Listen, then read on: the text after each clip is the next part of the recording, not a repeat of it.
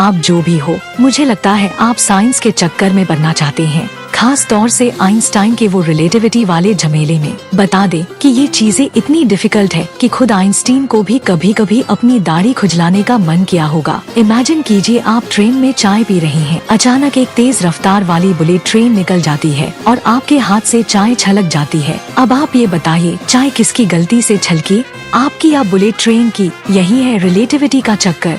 Einstein ने सिर्फ यही कहा है कि चीजें इतनी सीधी नहीं है। ये ज्यादातर देखने वाले के नजरिए पर डिपेंड करता है। मान लीजिए आपका दोस्त स्पेस में गया है, जो वहाँ से आपको वीडियो कॉल कर रहा है, तो हो सकता है आपको वो उल्टा लटका हुआ दिखाई दे रहा हो। हमें पता है कि ग्रेविटी एक फोर्स है जो हमें जमीन पर चिपकाए रखती है। आइंस्टाइन ने कहा कि ग्रेविटेशन पृथ्वी और सूरज के बीच का कोई जादू धागा नहीं, बल्कि एक गड्ढा है। आप जितने मोटे हैं उतना ही बड़ा गड्ढा बनाएंगे और उतने ही मजबूती से जमीन से चिपके रहेंगे।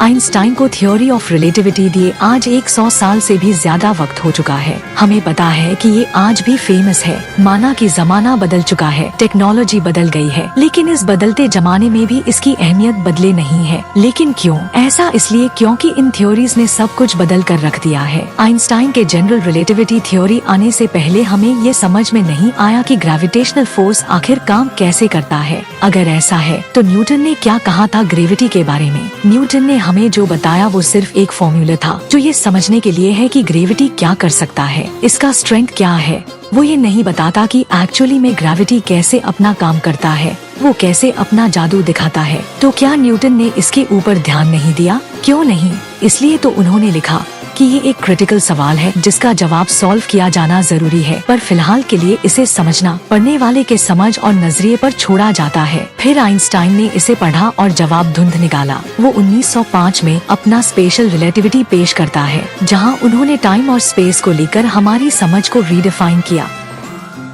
तो क्या न्यूटन का थ्योरी बेकार है? नहीं, बिल्कुल नहीं।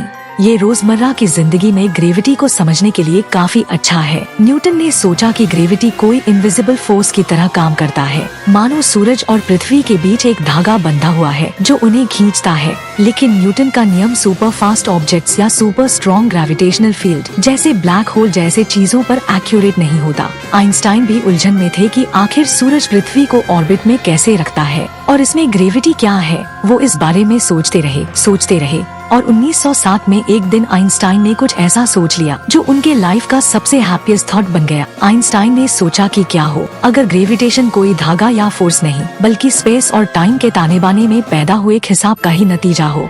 आइंस्टाइन ने एक घर के छत से गिरते हुए एक आदमी के बारे में इमेजिन किया। क्या उस गिरते हुए आदमी को किसी तरह के खिसाब का एहसास होगा? टेक्निकली उसे ऐसा लगना चाहिए जैसे वो वेटलेस हो गया हो। ये छोटा सा डेमोन्स्ट्रेशन देखिए। ये हमारे पास पानी की एक बोतल है जिसमें छेद है। ग्रेविटी की वजह से पानी बाहर गिर रही है, लेकिन अगर आइंस्टाइन सही है, अगर इस बोतल को नीचे गिरा दिया जाए तो पानी में ग्रेविटी का असर खत्म हो जाएगा। मतलब पानी को ग्रेविटी का एहसास नहीं होगा, इसलिए पानी का बाहर निकलना बंद हो जाना चाहिए। तब आइंस्टाइन को समझ में आया कि ग्रेविटी और मोशन के बीच कोई लिंक है। तो आइंस्टाइन को रियलाइज हुआ कि ग्रेविटी काम कैसे करता है। तो इसका मतलब क्या है? स्पेस का ताना बाना। अगर स्पेस में कोई मैटर नहीं है, कोई एनर्जी नहीं है, तो वो फ्लैट है। अगर आप उसमें कुछ रोल करते हैं, कुछ घुमाते हैं, तो ये एक स्ट्रेट लाइन पर चलता है। अगर स्पेस में सूरज है तो ये स्पेस टाइम को किसी फैब्रिक की तरह थोड़ा नीचे दबा देगा, जिससे स्पेस टाइम नीचे धंस जाएगा, बिल्कुल एक कुएं की तरह। लेकिन अगर इसके किनारे से पृथ्वी को मोशन में सेट किया जाए तो ये ऑर्बिट में चली जाती है, क्योंकि स्पेस टाइम का धंसा हुआ फैब्रिक इसे चारों तरफ से घेर रहा है। और ऐसे ही आइंस्टाइन के मुताबिक ग्रेविटी काम करता है। इसी तरह से स्पेस टाइम में सूरज के पैदा किए हुए दबाव के सपेट में आकर सारे प्लैनेट्स, एस्टेरॉइड्स इसके चारों तरफ घूमने लगते हैं।